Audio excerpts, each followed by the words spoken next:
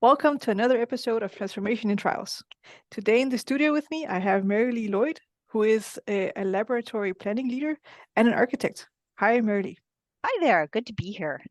I'm so excited about this conversation. Today, we're going to be diving deeper into designing laboratory spaces. This is a topic we have not had on the show before, but as we recently heard from a different episode, it is actually very important and can be a competitive advantage. So, Mary, just to set the stage for our listeners, can you tell us more about the different steps that you would go through to plan a new research lab? Sure. That's sort of a big long thing that we do. And, depending on the size of the lab, it can take a long time. But it starts with conversations, as you might expect, and setting the stage and understanding what the problems are and what the strategic goals are for the lab. What do you want to do with your lab? What kind of science? So we talk about that, and then we tune it to what the science is, or what the discovery process is, how robotic it might be or not, what the instrumentation is. We try to do this very modularly, so it has a very flexible and adaptable kind of approach so that as the lab changes, because they change, it can grow and new instruments can be added. So we talk a lot about how that should be, how flexible it should be, and how much wet space is needed, how much dry space is needed, how much computational space is needed. We're finding now that more and more space should be computational space. So dry but clean. Um, so so all of those conversations go on and we get a basic idea of what it should look like. And slowly but surely, through a series of design meetings, we work through the different areas of the lab, how they all work together, what areas, how many rooms there should be, how those rooms should fit together, what the flow of the research should be. And we design all that. As a laboratory planner, I partner with our mechanical, electrical engineers, our structural engineers to understand how their systems should be brought into the lab, what the lighting should be like, what the HVAC systems need to do. So they are experts in their thing, and I work with them.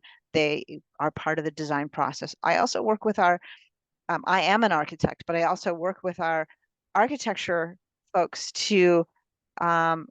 for the overall design of whatever building the lab is in. So I will talk with them about collaboration spaces or other amenity spaces and how those get engaged into the laboratory, and how, in some cases, we can use that flexible space, that collaborative space, as flex space, or how we use the office space as flex space or dry space as flex space. So the lab can change and grow. So lots of conversations. We go through this process, develop it in our Revit model, which is our electronic model for how we deliver our drawings. We draw in that model and produce those drawings, work with a contractor to get it built. So that's Mm. really briefly the process.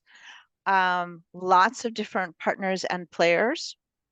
Um, and we try to engage our client and user groups right the way through because they're the experts in their experience. We're the experts in what we do, but we need to understand their science. Mm. And when would you typically start getting involved when someone is thinking of building a new lab? The sooner the better, Mm. honestly, so that we can work with them to understand the goals for the space. Because sometimes, um, we get folks who come and say, this is the problem with my current space. But when we start asking questions, the surface problem isn't the real problem. The thing we need to solve is about 6 layers down. Mm. And so they may say, well, I can't do this thing. And maybe ultimately what we find out is that the services aren't flexible enough. And so what we need to do is, provide a more flexible and adaptable laboratory that allows them to change and grow over time. They can't, for instance, maybe get a new instrument because maybe it doesn't fit through the doorway. Mm. How do we I mean, even basic things like that. How do we solve their problems? So that's sort of, we start with those conversations.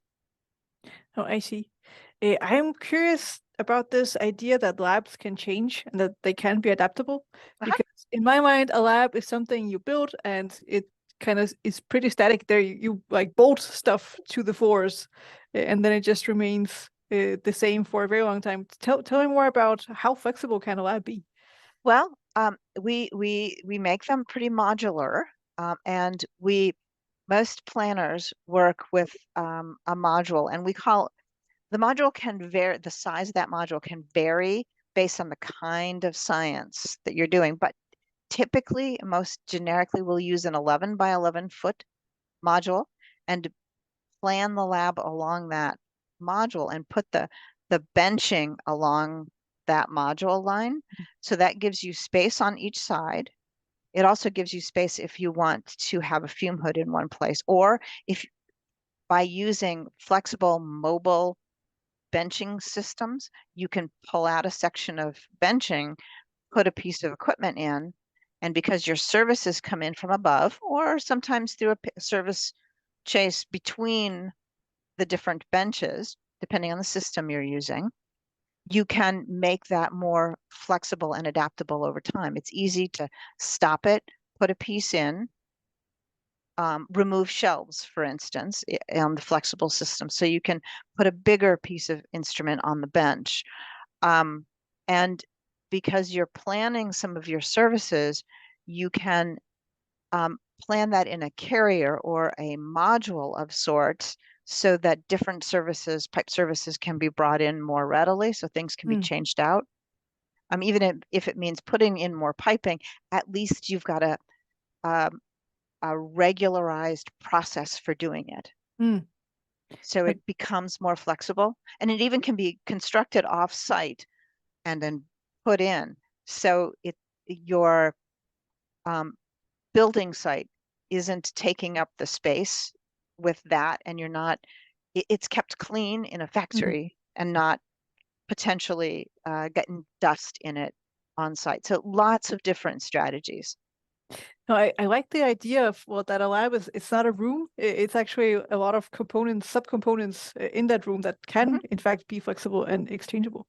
Uh, Right, right. And different lab areas need different things. I mean, you've got some spaces where, it's open benching, and so you want to bring in daylight into that space, but you've got other spaces where you don't want the research doesn't need to see daylight. In fact, it mm, should not see yeah. natural light or light at all.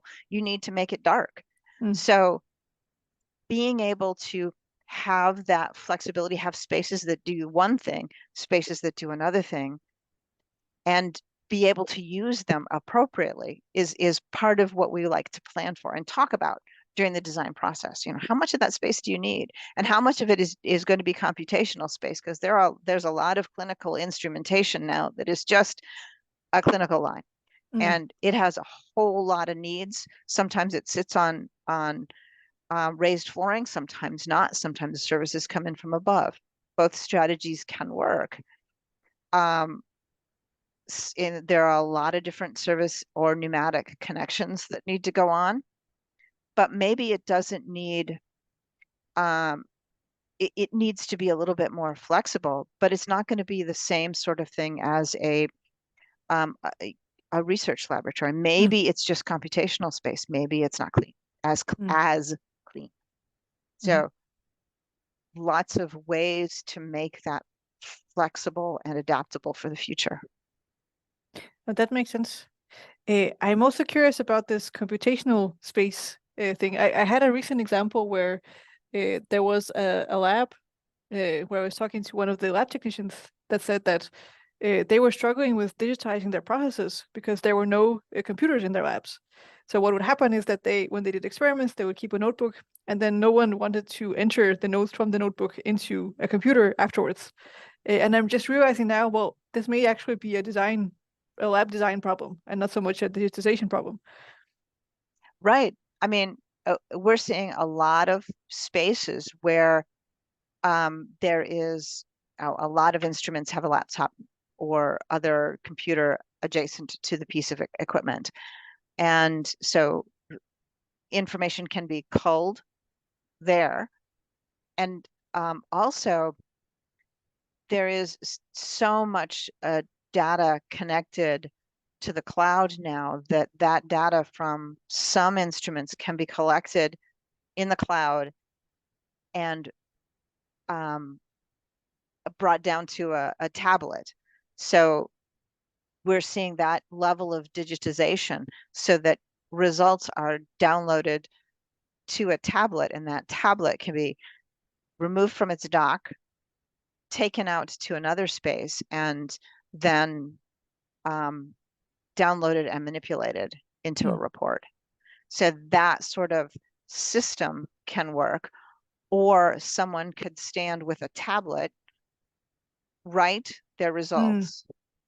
It can be, there are plenty of programs now that will take handwritten notes, digitize them, and then that can go into the report. And it instead of having that paper product, it's actually cleaner in the lab.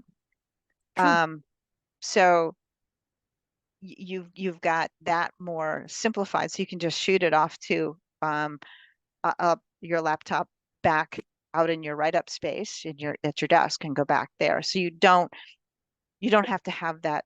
The lab notebook is digital. Yeah. That makes a lot of sense. And also that is the promise of tablets, that they would transform that space. And here we actually have the opportunity.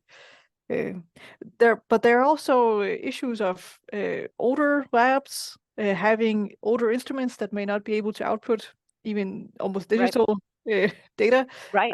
I've seen strips in labs still being outputted. Is there, how do you modernize an older lab? That is a very carefully planned dance, because you sometimes cannot take some of these instruments offline. They're critical systems. For instance, at a clinical lab in a hospital, you just can't take some of that stuff offline, not easily. So you are either building a redundant system inside, so you have parallel system, and then switching, and then going back and fully renovating the space. And that's one of the things that is useful about having that flexible space, is because if you've got a space that's set up to be adaptable and flexible, you can perhaps more readily create that parallel system and then go back and renovate. But it is a carefully planned space dance, because that space is super expensive, and so we have to be surgical and clear about what we're doing. Yeah, I could imagine. And are there ways that you've seen that if you design your lab well, that it can actually help the company achieve its clinical outcomes, or whatever the lab is doing, really help them drive towards the outcomes that they're trying to achieve? Absolutely. The idea is to, with both clinical and more absolutely recently, CGMP space, we talk about spaghetti diagrams, right? And so we use those diagrams and have a meeting with our user groups to sort of diagram out how they are using their lab. And we'll look at the existing space and they'll diagram, and it's, all over the place. And then we'll try to plan a space that organizes those flows and organizes both the movement of people and how they need to work, and the movement of their materials and how those need to come in, and any samples and how those need to come in. And so we can start to achieve efficiencies by planning all of that and not letting it just sort of grow by accretion. Because sometimes labs were in the past sort of very, very hard-walled, different cells, right, of things. And now, because of the way of some instrumentation works, you don't really need those very cellular environments. You can have a more open environment because a lot of the enclosure for the instrument itself keeps that sample safe, right? So, or you can design the lab so that Oh, the interesting. pressures are Yeah. such that it keeps the samples safe. So like in a an instrumentation or an analytical lab, the GCs can all be grouped, and there you can find efficiencies in how you design that flow. Are there any similarities between what you're trying to do in the lab and a good lab design, or is it more specific to the way the company also works, how the employees interact with each other? Like, is there a package you can deploy and say, oh, this would be a nice biotech lab? A lot of it does depend on the culture of the different companies, and most companies are now looking to have a more inclusive and diverse population. And so there are strategies we use to try to implement that. One size does not always fit all. So we try to understand the goals for our clients so we can develop the right strategy and so they get the results they need. So goals, strategies, results. But that said, what we're trying, there are strategies we use. The way the collaboration space works adjacent and where the offices are, all that is a part of the culture and how they may or may not want people to interact. And different groups that they want to bring together. And by making the space flexible, they may be able to change that over time and reorganize so that different groups are together for different projects or products. So we do talk a lot about those sorts of allied spaces like collaboration spaces or meeting spaces outside the lab, because there are important meetings that can occur between lab teams that we want to facilitate. And even simple choices like having a material corridor to bring, materials to a series of laboratories, connecting them all, allows for a certain level of interaction between scientists as the materials are moving in and out. So you get that interaction, or finding those shared instruments that can be brought to a space and create a shared instrumentation core so that then you get a certain collaborative spirit. And that speaks to the culture that you want to create in the building. I think that's fascinating. That's the way that it impacts both ways. It starts with, well, how are people with each other already? And then you design the lab for it, but also the way that you design the lab impacts, well, how are the people with each other? Yeah, it's the chicken or the egg question, right? That it must also be interesting to visit a lab and see if based on how the lab is designed, you can predict something about, well, how do people work with each other here? Are people very separate and individualistic, or is there a lot of collaboration happening? Right. So it's more and more frequently, for instance, we want to have glass so a view into laboratory spaces, except when, we want to, there are moments where you want to control the view, either for IP issues, intellectual property issues, or because the space has to be dark.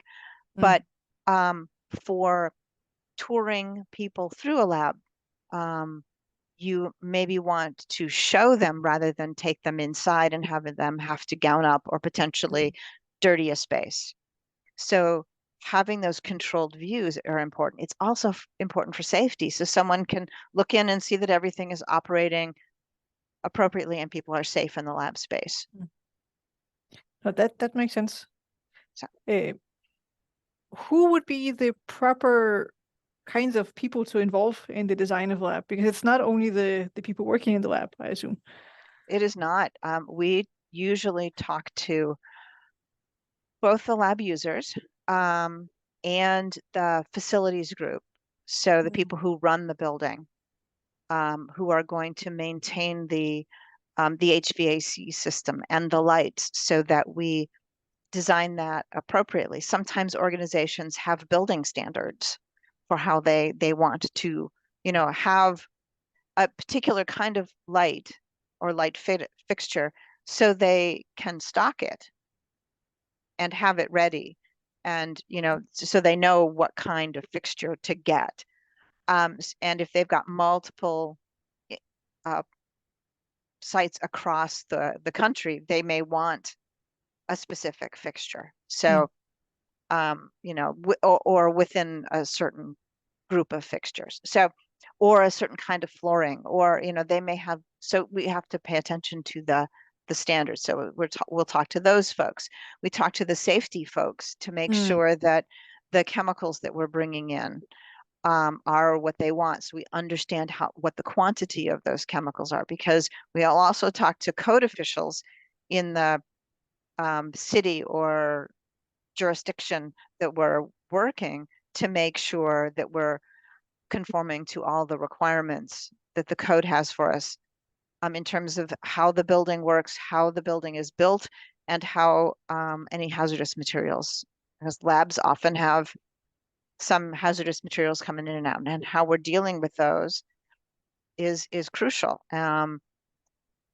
We sometimes are asked to do flow studies of how the air from fume hoods or other things are ejected into the atmosphere, so we can prove that we're doing that safely and not pulling it back into an adjacent building, or that we are ejecting it right. So all sorts of different people, and the design team, we've got all sorts of different mechanical engineers, electrical engineers, architects, landscape architects, interior designers, all sorts of people on our team.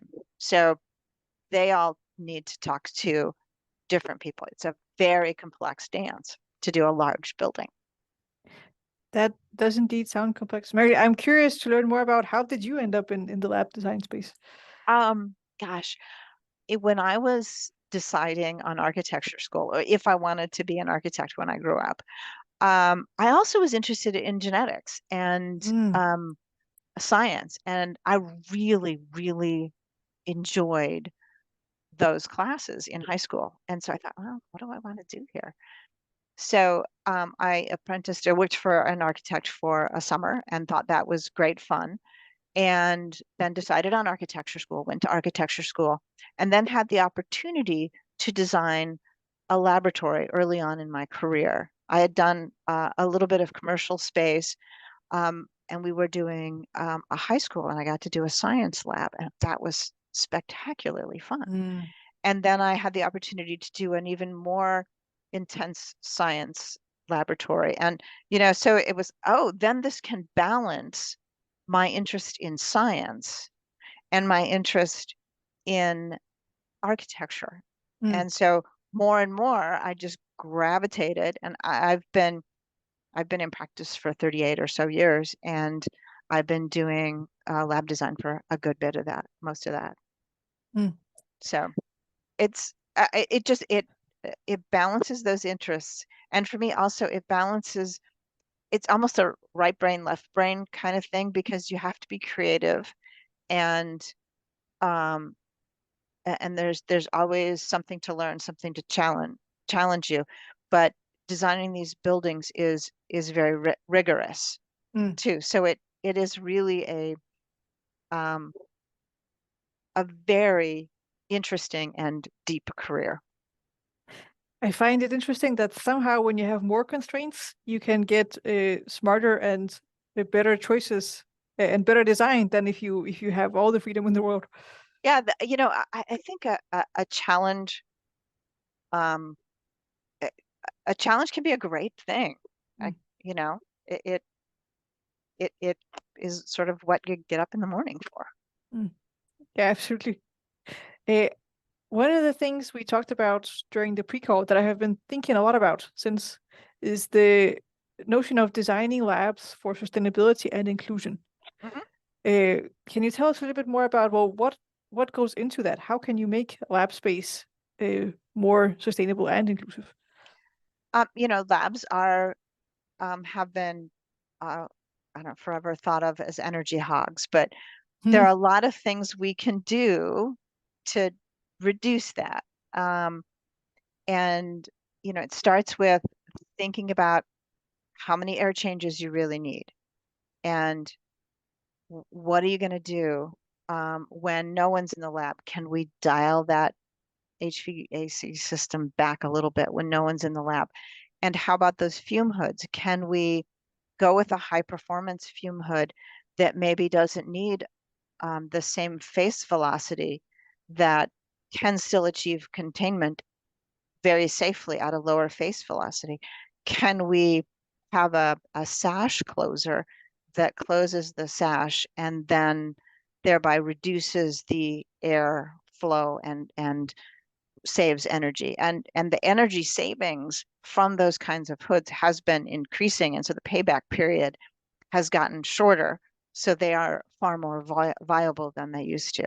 We've also got more choices in terms of flooring materials that are a little more sustainable. Um, Companies are getting better at making wood products, like wood casework Mm, and steel casework that is recyclable or from a renewable forest. So we focus on a lot of things like that. We focus on resiliency and, how do we do standby generation? What needs to be backed up? Can we use PV systems to help power the mm, building? How do we use things like rainwater mm, or to to use as water? Can we purify that rainwater and use it in the building? So lots of strategies for, can we do a green roof? Can we, mm, in terms of the culture, there's also bringing in natural light and using biophilia, which is or biophilic elements, mm, things that mimic nature, in order to make the space feel better to be in. mm, Can we key our LED lights to mimic sun patterns so that you feel like you've been, not in a fluorescently lit shoebox for, 12 hours. Um, all sorts of things like that. So there are multiple strategies, and we talk a lot about how to do that. And in terms of inclusion and diversity, it those conversations, um, universities are super into this, as are a lot of companies, and we talk about providing ancillary spaces for people who need a moment during the day for prayer, need mm, a moment for nursing, mm, need a just flat out need a moment, mm. Yeah. because we've all had those days. Um, so to give a neurodivergent person a place to chill for a moment is important.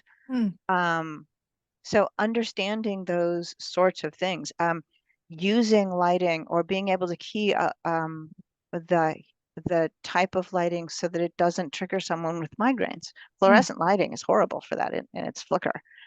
So it is all of those things help to create the culture.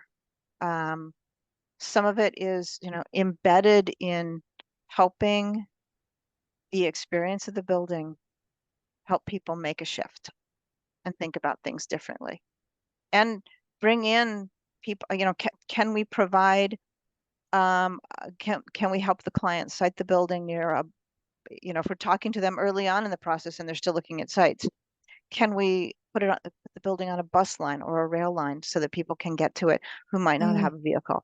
um, all those sorts of things are, part of that design process and conversation that if nothing else, they can set off a little thing in the back of somebody's head that makes them think, oh yeah, we need to do this thing because this will bring more people of diverse backgrounds into our building, and that will make our science better. I love how it all starts with the very small practical things like being near public transport, which does Yep. make a difference if you're a young person, if you're uh, from a tough financial background, something like that, and how Right. that leads to more diversity. I love that it's like the cold storage chain starts pretty early on. Is where is this building?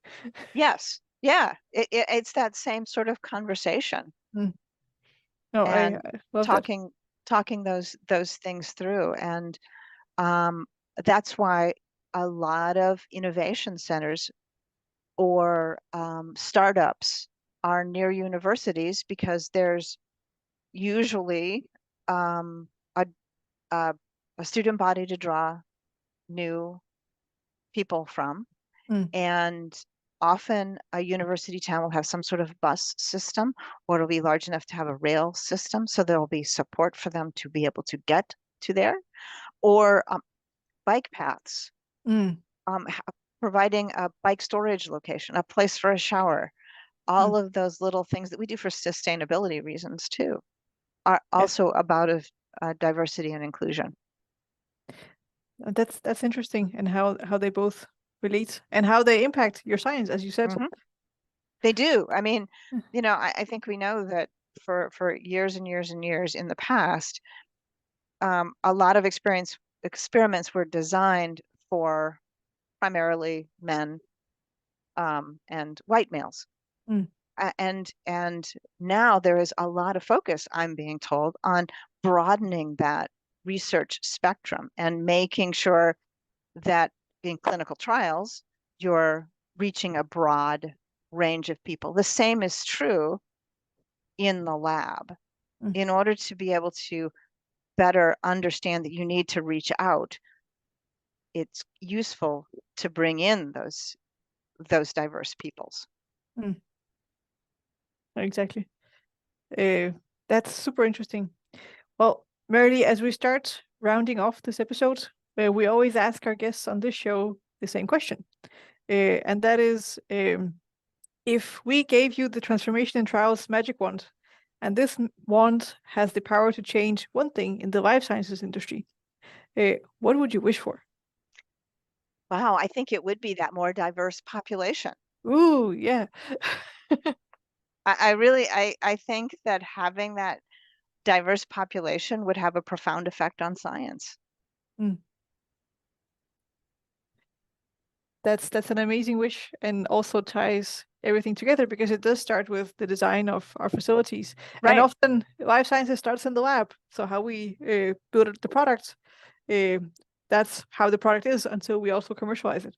Yeah, and I think that diversity drives down into like higher education and K-12 and Yeah, making sure that that diversity is brought all the way up through the system and yeah, into the laboratory. yeah. I love that. It's a great wish. Sure. Um, well, Marilee, if our guests have follow-up questions and want to learn more about lab design or have any specific questions for you, where can they find you? They can find me at mlloyd@hed.design. I'm at company is called HED, and you can find us online and on LinkedIn. Just look me up. I'm always there. Me too. Well, Mary, this was an awesome conversation. Thank you so much for coming on the show. I'm happy to be here. Thanks so much.